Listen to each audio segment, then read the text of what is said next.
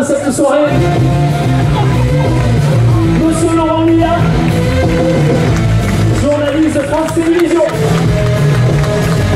Allez, sportifs, beaucoup plus de bruit, s'il vous plaît. Je suis vraiment très heureux d'être là ce soir. C'est vrai que j'ai la chance dans mon métier de couvrir les plus grands événements sportifs dans le monde entier. Je les ai quasiment tous faits, c'est une chance inouïe. Mais je n'oublie pas d'où je viens. Je suis pas parisien du tout dans l'âme. Je suis resté grenoblois, isérois, dauphinois.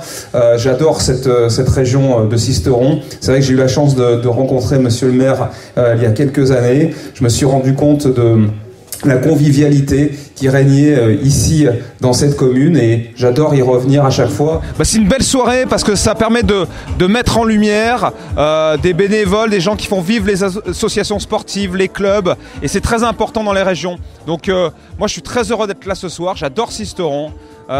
J'ai rencontré le maire il y a quelques années, on a bien sympathisé. J'ai mon meilleur ami qui habite pas très loin d'ici, ses parents sont là ce soir, c'est Cyril Ferraud. Donc j'ai eu l'occasion de venir faire le Tour de France, une émission ici à Sisteron il y a quelques années. J'espère qu'il repassera d'ailleurs dans la région. Et puis j'ai une maison de famille qui est pas très loin, dans le Trièves, à 1 heure de route. Donc c'est vrai que je connais bien la région, je connais par cœur la route. Et à chaque fois, c'est un plaisir de revenir ici, c'est un bonheur. Je sais pas, il y a une atmosphère, une ambiance, mais voilà, faut y avoir passé son enfance pour bien comprendre ça, et c'est mon cas. Non, ça ne surprend pas en fait, hein, parce que je vais aussi pas mal dans les régions toute l'année, et je me rends compte que, de toute façon, le parisianisme, pour moi, c'est quelque chose que je n'aime pas du tout.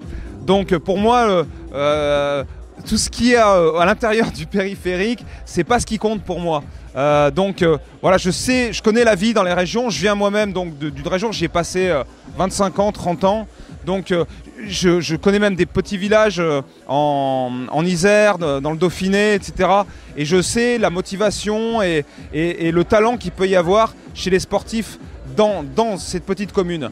Bon, Sisteron, c'est pas une petite commune, donc ça m'étonne pas aussi qu'il y ait autant de clubs et de sportifs quand même d'un très bon niveau. Alors ça va être différent, c'est-à-dire que à la limite, moi dans ma tête je le remplace pas, c'est-à-dire que je lui succède, il a fait de nombreuses années, je vais faire autre chose. C'est-à-dire vous me connaissez, je ferai pas du Gérard Rolls parce que je prends le créneau sur le Tour de France. C'est impossible, voilà. Chacun a sa personnalité.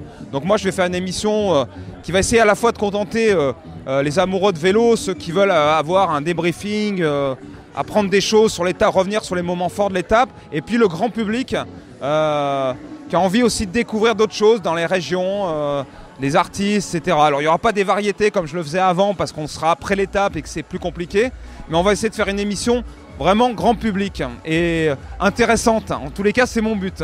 Oui, alors c'est vrai que j'ai eu la chance de faire tous les gros événements sportifs. Je crois que j'ai calculé, je crois que le Dakar est le seul événement sportif que je n'ai pas jamais couvert. Sinon, JO, Roland, le Tour, Coupe du Monde de foot, Championnat d'Europe de foot, Coupe du Monde de rugby. Et j'ai la conscience de la chance que j'ai. J'ai toujours eu conscience de ça. C'est un privilège. Bon, je sais qu'à Roland-Garros, il y a une personne en France qui est sur la terrasse et qui présente l'événement, c'est moi. Et chaque année, je me dis, mais tu te rends compte de la chance que tu as. Profites-en à fond, etc. Donc c'est vrai que je fais tous les sports. Après, j'ai des sports que je préfère. Bon, c'est vrai que le foot, le tennis, les choses comme ça. Mais je vois quand je fais les Jeux Olympiques, tous les sports me passionnent. C'est vrai parce que je dis que quand je fais les Jeux Olympiques, parce qu'on a la chance en 17 jours de traiter, je sais pas combien, 30 sports différents. Donc là, on les voit tous, on s'y intéresse à tous, on prépare sur ces sports-là. Et donc voilà, après, je vais pas vous dire que je suis bon dans tous les sports, hein, surtout en pratique. Hein. J'ai vu que vous aviez un bon club de tennis de table, de ping-pong. Ça, c'est un des sports où je suis pas trop mauvais. Après, je veux pas tomber dans le cliché, mais c'est vrai que le sport, c'est des valeurs avant tout. C'est le respect de l'autre, le respect de soi, en fait. Je pense que c'est ça un peu pour moi la définition du sport.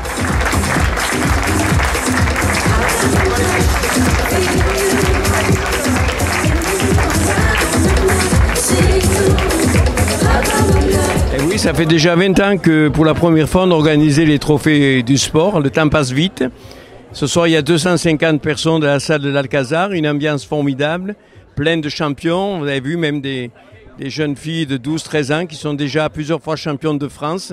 Donc Sisteron mérite bien le titre de ville sportive par excellence. Oui, je me rappelle qu'il y a 20 ans, on avait commencé avec une trentaine de personnes, on n'avait invité que les présidents des associations. Puis là, je vois que petit à petit, il y a de plus en plus de monde. Ça va être une belle fête. Il y a M. Mercier qui va faire danser tout le monde toute la nuit.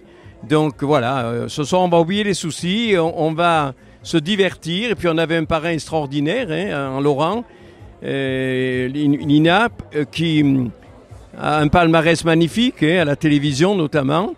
Et puis on a également les parents de Cyril Ferraud, parce qu'ils sont ensemble sur FR3 et les parents ont voulu venir témoigner leur amitié à Laurent ce soir. Ah oui, je crois que ça fait partie du programme de la municipalité, parce que je crois que le meilleur investissement qu'on peut faire, c'est celui qu'on fait sur sa jeunesse.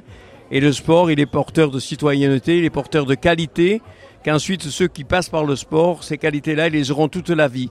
Et je crois que dans un monde troublé, et dans une France troublée comme celle où nous vivons aujourd'hui, eh bien, il est un devoir des municipalités, justement, d'investir dans le sport. Ce sera encore une priorité pour l'année 2017.